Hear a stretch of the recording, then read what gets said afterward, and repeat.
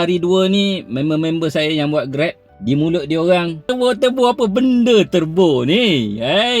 Kat kecoh sikit lah saya tengok di media-media sosial pun ramai kat lah yang cerita pasal turbo ni. Jadi saya pun study lah sikit pasal turbo. Turbo ni ialah satu mod pemanduan yang telah dinaik taraf lah, dengan pelbagai features, reward system, insentif dan pelbagai tools dalam turbo ni. Yang paling best, yang paling menarik saya rasa cashback lah. Turbo cashback.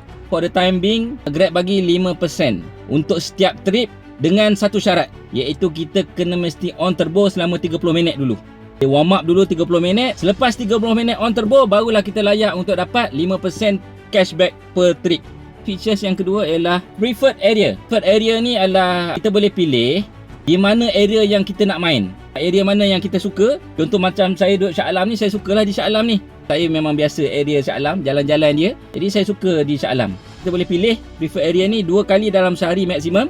Tapi dengan syarat kita on turbo lepas 4 jam baru kita dapat satu kelayakan untuk preferred area. So 8 jam kita boleh dapat 2 kali preferred area lah, kita boleh pilih. Okey. Dan daripada itu turbo ni juga kita boleh fast cancel. Dalam masa 8 saat kita fikir nak accept ataupun tidak accept. Kalau kita tak accept, dia tidak akan effect kita punya cancellation rate. Cuma kalau terlalu banyak kita cancel ataupun kita tak terima job, bermakna kita tak ready untuk buat job lah. Sistem akan detect kalau terlalu banyak sangat, kita kena pause lah. Itu standard lah 5 minit, 10 minit kan. Selain daripada itu juga dia ada ride guide. Kalau kita kena sidai, tak ada order, sistem akan detect, kita tekan je go, dia akan bawa ke tempat hotspot. Kalau pergi ke situ memang kita akan dapat. Tetapi sekiranya kita tidak dapat setelah tunggu mungkin 3 ke 5 minit, Grab akan bagi compensation, akan bagi sedikit token lah kepada kita. Sebab walaupun pergi ke hotspot, still tak ada job juga. Jadi at least kita tak rugi lah. Grab akan bagi sedikit token. So fair lah kan. So macam mana?